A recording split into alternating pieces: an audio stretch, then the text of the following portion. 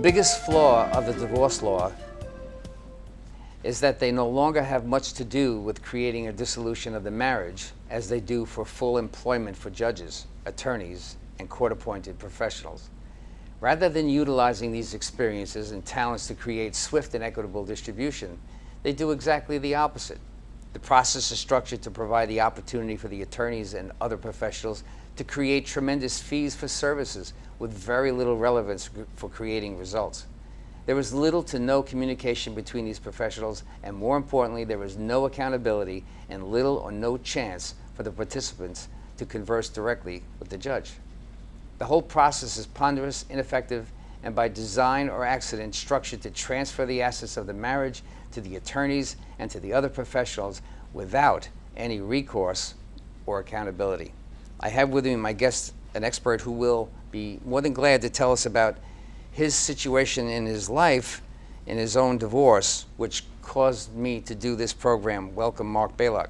Thank you for having me tonight, Chris. My pleasure. I appreciate it. This will be good, and it's a very important program. Let's start a little, just tell us a little bit about the story, and then we can get into these incidences that happened to you by the examples you gave me. Okay. You can just go right ahead. So back in 2014, my wife and I entered into a bitter divorce. Fortunately, one thing, it was very quick, yet at the same time, it was financially, emotionally draining. It was unbelievable. This is one of the most life-altering events that any individual and family could face with respect to the parents, more importantly the children, and the financial disaster it really creates. How many kids do you have? I have 2 kids. Currently, how my son's going to be 16 in December, and I have a 12-year-old daughter that's almost acts like 30 years old. You have about 8 or 9 years more of hell. So yes. To think about it, it's very awkward for me to say that, but realistically, it's what happened. So you suffered through this divorce, and you had difficulty maintaining a relationship with your kids, didn't you? Yes, it's been difficult to this day, to be quite frank with you. What's interesting is we signed our divorce stipulation back in June 2015, Chris. And as of today, nothing has changed with the divorce other than that my ex-wife has been in violation of just about every major issue. Okay. The only thing that's been beneficial for myself is that as each month progresses or goes by, I have one less month of child support and alimony. And unfortunately... What a way to look at it. Yeah, that's the way I have to look at it. And yeah. Unfortunately, in our situation and in most divorce situations, one of the biggest assets is the marital asset is the personal home. Residence. Sure. And that's been tied up. That was supposed to have been sold, put up for sale in saleable condition, etc., which I'll speak about in a little while. That's number one, and so all the money's tied up in that. And number two, my only recourse is to go back to court, and the problem is you're throwing bad money into good money. So let's talk about some of that issues you had in the court. You gave me some examples, and what I was really surprised at, but it makes complete sense when you're in the position you are. You're a CPA, you're a qualified accountant that could determine anybody's assets or anybody's conditions financially to go forward and make it sensible. It's easy for you to do, right? This is your business, that's your my field. bread and butter, actually. That's your stuff. And what did they do? They screwed it up. So tell us a little bit about how they screwed it up. Well, what happened is, you got to realize, attorneys, by definition, they're not trained. They're trained technicians, lawyers. That's it. Unfortunately, they profess to know the numbers, and to a lay person, they could get away with that. So, with my experience with my matrimonial attorney, they tried to profess what was right to do, and I had to put them on a leash, basically, at this point. Okay, and unfortunately, for the lay person, as I said before, they're not going to be able to. They're going to take the attorney's word. So it's very, very important that you surround yourself, I should say, with the right talent, and more importantly, get yourself a CPA, or there's a designation out there. It's called a certified divorce financial analyst, and I'm going through that process right now. It's a 4-step process, 4 parts of an exam that need to be taken, and it's invaluable. People don't realize, Chris, when they go through this divorce, whoever starts it or not, you're like left hit by a 2x4. You're clubbed by a 2x4. You don't even know what's going on. Sure. One of the things everybody does, and they get surprised by it, is they fill out what the court calls, and the attorneys call an interrogatory. So in this interrogatory, who you are, what you make, what you did make, what you have as assets is all laid out for them for picking. So they can choose how long they want to run this case or how they want to manipulate the case. Oh, absolutely. Because they know everything financially about that person in this one form. Let me give you an example. Before I retained my legal counsel, I interviewed about 2 or 3 attorneys. Within the first 5 minutes, each attorney, the first question is, what's your net worth? Yeah. And to me, that's like cha-ching, cha-ching. Yeah. Let's get the meter reading, running. How insulting. You're there for it's really insulting. Oh, it's disgusting. Yeah. Okay, and what was even more interesting is, as I said to you before, I had to keep my attorney on a leash, and I had to dictate when it came to the finances, the numbers, etc. Anything to do with finances and numbers, as I said, they knew nothing. Okay. Well, all they know is that there's a gross element, the gross percentage. For 2 kids is 25%. And that's what they know. They know that that's the law, that you're supposed to be, off of your gross income, you're supposed to have a 25%, application towards child support. Income? Minus FICA, by the way, is about the only thing. Exactly, but how do you define gross income if you're self-employed, etc.? Right. And they're trying to make decisions if the house should be sold or not. I got trapped that way, so I'm familiar with this. Go ahead. So I had to, again, for the 3rd time, tell them to put them on a leash. I put them on a leash, and I conducted the process. When you went through and challenged them on the numbers that they were talking about, how did that go as you went through your case? How did it go? Well, there was a couple of flaws in the system. There's a big difference between marital property versus separate property, okay? And that has a big impact on the equitable distribution of how the marital assets are going to be distributed 50-50, but if it's separate property, that's either by gift, Inheritances, yeah. or before you started the marriage, you had your own property and you kept that should not be touched. Exactly, it shouldn't Right. be touched. However, there was some flaws with that. Number one. Number two, I own a small portion of a commercial building, real estate building in Nassau County, and what had happened was, as part of the divorce process, there needed to be a valuation put on the building. Okay, so let's take a hypothetical example. The entire building was worth, let's say, for simplistic round numbers, $100,000. Okay, my portion was 20%. Okay, so that's called, in layman's terms, a minority interest. Okay, Right. and what you typically do on a minority interest, you discount that value. So for example, again, we go back to the $100,000, that's the full value or 100% of the whole building, okay? You never put a discount on the full value of the building. However, as I said to you before, you have a minority interest such as 20% in my example, that equates to $20,000, my interest. However, you put a discount on that, let's say it's another 20, let's call it 30%. That $20,000, my value, is now worth $14,000. Okay, Right, because you took away the $6,000, which is 20%. Exactly. Okay. What happened it's a was discounted amount. Go ahead. there was a conflict. In my divorce stipulation, it said to value the whole entire building. That's a big error. Okay, versus when the judges wanted it, it was to value The whole my property. portion. And since it was conflicting interest, full portion versus a minority interest, 20%, They shouldn't be allowed to do that. they wouldn't allow me to discount it. So you had to So what put I the had to do is I 20% had to on- get another third party. And the purpose of the discount is what? Because your minority interest allows you to discount value? Yes, the reason why in simple terms is it's an illiquid asset. You can't sell it right away Because you're a the next minority day. interest, right. If you sell it, if you try to sell something like that in a liquid asset, you're going to take a bath, okay? So if you have to turn around and sell it, it's not a readily marketable I got it, yeah. asset to sell. So that caused a conflict, and that cost me more money to dig into my pocket. And they won't, as far as the correcting element of that, did they ever get adjusted to the correction in that area? That came out of my pocket. I had to pay an additional fee to a valuation company, not the original company that valued my building. Can you give us a quick rundown on the examples you gave about your ex-wife in violation of the stipulation, ranging from, you get a whole bunch of things here. Yeah, Give us an so- idea of what that's like, because I want the audience to hear.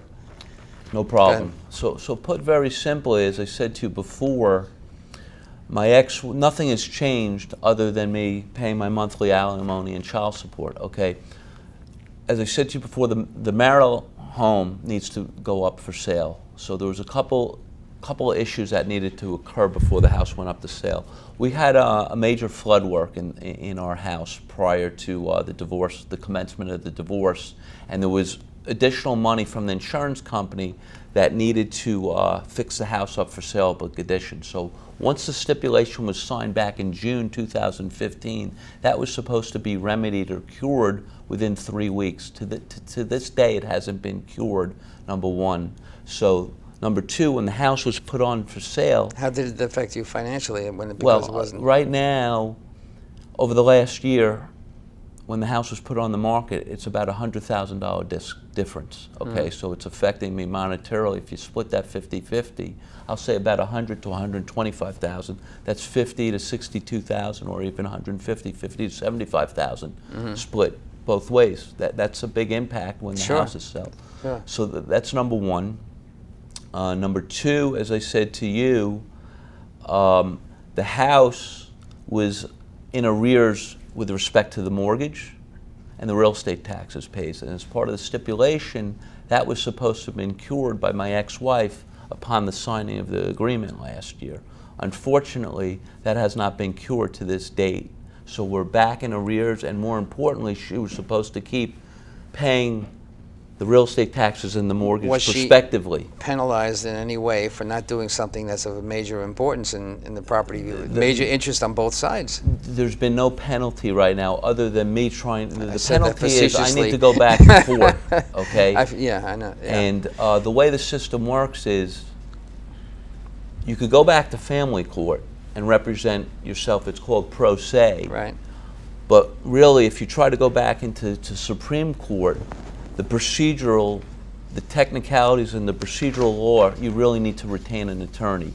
And at this point, it's throwing good money into bad money. And to be quite frank with you, I don't have it right now. Wouldn't that be, or shouldn't, I guess the answer is definitely shouldn't, but wouldn't there be an opportunity for you to recoup this in some way as a loss that she didn't comply that caused you to be in this position? Right? I mean, she technically, that's right. Look, if just you logically, I mean, at the end of the day, if you think about it, it's a contract. It's no different than a business contract. The divorce stipulation and the judgment of divorce. Right. But the problem is the way the system's set up, whether it's by design or by flaw, whatever you want to call it, you need to keep pumping more money into the system. Right. And I call it the Full Attorney Employment Act. Yeah. Okay, with the judges and all the other professionals, etc. Yeah. It's unbelievable. You have to spend money to go back to court, and like you say, the family court is a little bit less of this issue by issue in family court. The entire divorce has to be handled in the Supreme, so there's money to be paid for that.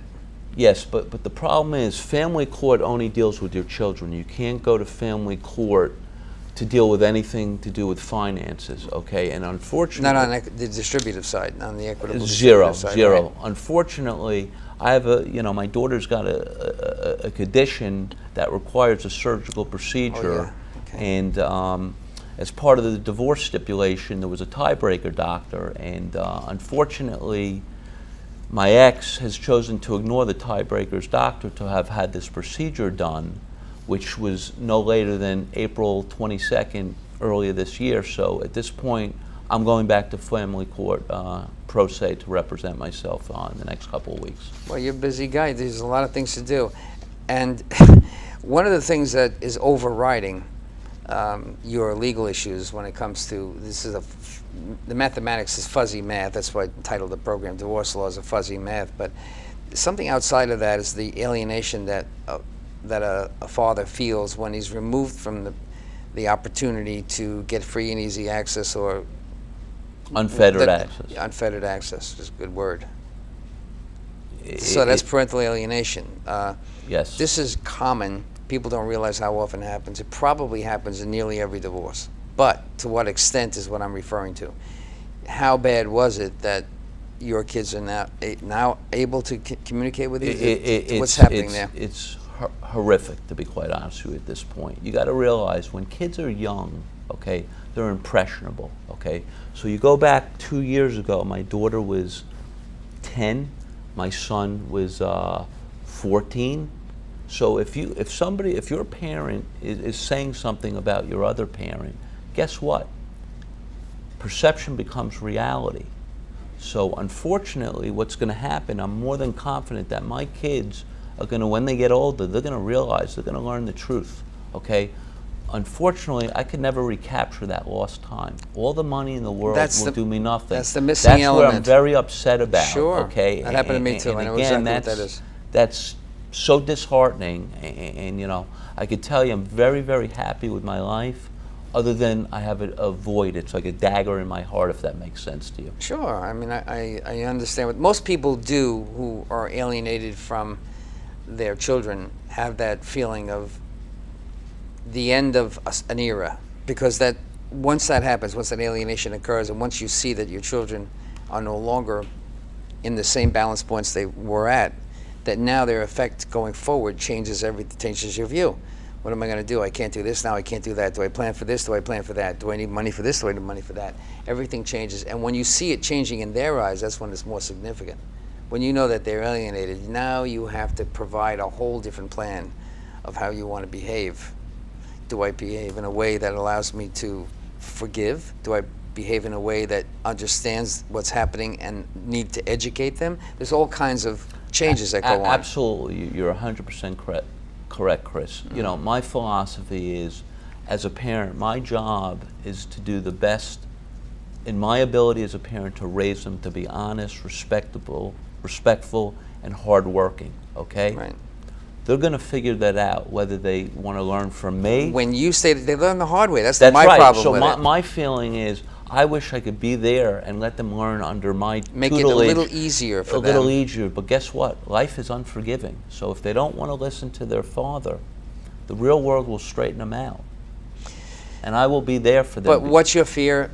Like it is, most parents have that fear that it's not going to be the way you would have designed it, and therefore you have less opportunity to make it an effective change the way you would decide how to do it. Absolutely right now. But I'm, like I said to you before, You're just going to swallow it. And I just have to march on with my life, and I'm more than confident that when they both get older, the truth will prevail, and they're starting to see it. Each day goes by now as they get older, they're going to figure it all out. So it becomes a reversal, so to speak, and so I'm just going to wait for that day. There can be. There's also, and I can speak to my own experience, when divorce occurs and the alienation occurs and you didn't address it when it happened because maybe you didn't know, like in my case it was an out-of-state divorce, so she was out-of-state raising the child. I didn't realize until he came back to live with me for a while the alienation was inbred, although my son was relatively consistent in not talking about any of these things. I could still see he had an alienation issue with me. Of course. So now he's living with me. I got custody of him, and when he was at age 12. Now what do I have to do? Should I assume that there was a change? Should I assume that his learning was up to where, I would have, if I were there, what I would have done? Do I assume that she screwed up? What do I do? I mean, I'm just saying in a general way, generally my speaking. philosophy is all you can do is look forward. You can't dwell on the past, and you get professional help and surround. If it's necessary, you get the special help. Yeah. Well, more likely than not, these kids are pawns in these divorces. Unfortunately, Right. First couple of weeks when I went through the divorce, it was very emotional. And then I said, you know what? I took a step back. I said, this is a business transaction. It's no different than anything else. And that's the way I treated it. With emotion attached to it, though, Absolutely, But everything I consider a business transaction, other than seeking remedy to get my daughter's surgical procedure taken care of. How did that work out, by the way? Were you able to? You weren't aware of it, right? No, this You were has been missing. an ongoing thing since she's been born, and it was an elective procedure. Every 3 months, she's been monitored by her pediatric team, and what has happened is it was elective initially, and now the pendulum has swung to non-elective. So that's why all her doctors, her whole pediatric team, has required surgery to be taken place yesterday. So how is to that going speak. to be paid for? Oh, I have health insurance. Yeah, That's so no it's issue. covered it. Okay. Yeah. All right. Well, you talk about, and I agree with you, by the way, that there's not enough teeth when when you're compromised in some way that stops you from facilitating a normal existence, and somebody's lying or cheats you out of your position, like in the alienation case.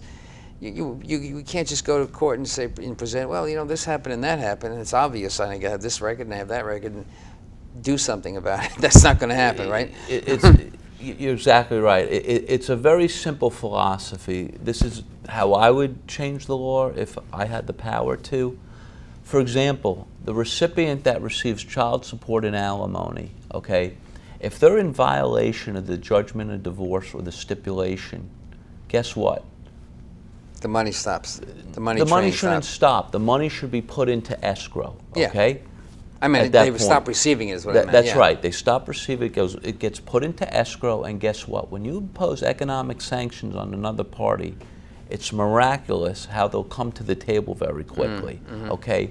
But there's no quid pro quo. You're not getting an exchange for what you really want. It's just a matter of how would the teeth work? How would you? So my point is, right now, I have no teeth. And what I mean by that is, if I was to stop paying alimony and child support, guess what? I can't go an eye for an eye. They would throw me in jail, okay? Right. They would definitely throw me in jail. So I'm saying my only recourse is to spend money I don't have now to enforce all these violations of the judgment of divorce. But instead of going back to court, there should be an intermediary where you throw the child support and alimony into escrow, and guess what? You have an arbitrator. It's a decent idea. You have an arbitrator where it's binding. It's very inexpensive, or it doesn't even cost anything. And guess what? When you stop the flow of money, the lifeline to anybody's survival, they'll come back to the table. But if they know they could get away with it without any ramifications, that's human nature. Real quick, did you have any? Because we've got about 4 or 5 minutes left in the talk. The blank check, the forensic accountant, what was that about? Oh, it's just, I got to tell you. You try to cut that to about 45 seconds because I want to do another one after No this. problem. Go ahead. The problem with the whole system is these professionals that are retained by the court system, okay, will say a forensic accountant to value your business, to value your real estate, etc., to do a lifestyle analysis. It's a license to steal. They feel, since they're court appointed, I should say, not they feel entitled that they could just bill as many hours as they want. And in my situation, what happened, since I'm a CPA, I do this for a living, I gave them all the information, basically in a box with a bow on it. And they had the audacity to charge me. It was astronomical, and I'm still challenging it to this day. Yeah, that's good. Well, Okay. challenge the heck out of it because I want to see somebody be successful with that. The need to have, why do you have a judge then? Why does a judge opt himself out of making a decision? He's got to go hire. So you have to pay for it. It's not. Why, If he needs the help, why isn't he paying it's for it? part of the whole system. Yeah, I know. That I'm being guess what? If you facetious, own but a business, it's just incredible. You're, Like I you're said, an opportunity. Business owners are opportunity bound. When you get in there, you're get ready to pay because a business owner takes it worse than most other people do. Like I said to you, it's the full It's not a fair system. No question about it. employment attorney and That's right. professional act. And when they're done siphoning all your money, they go on to the next host. We're gonna make an acronym out of that. I'm gonna make that work. I love that comment. Okay, one more thing about the fraternity, which is what I guess is extended to what you just said about the attorneys and judges having their own engineering. But go ahead. Oh, what I found most disheartening was when you go into court, the plaintiff and the defendant is not allowed behind closed chambers. So the attorneys go back there. You don't know what they're talking about. It's a fraternity. It's a country club. It's a boys' club or a girls' club. It's absurd. And guess what? I want to hear what they have to say, and I'm more than capable of representing myself.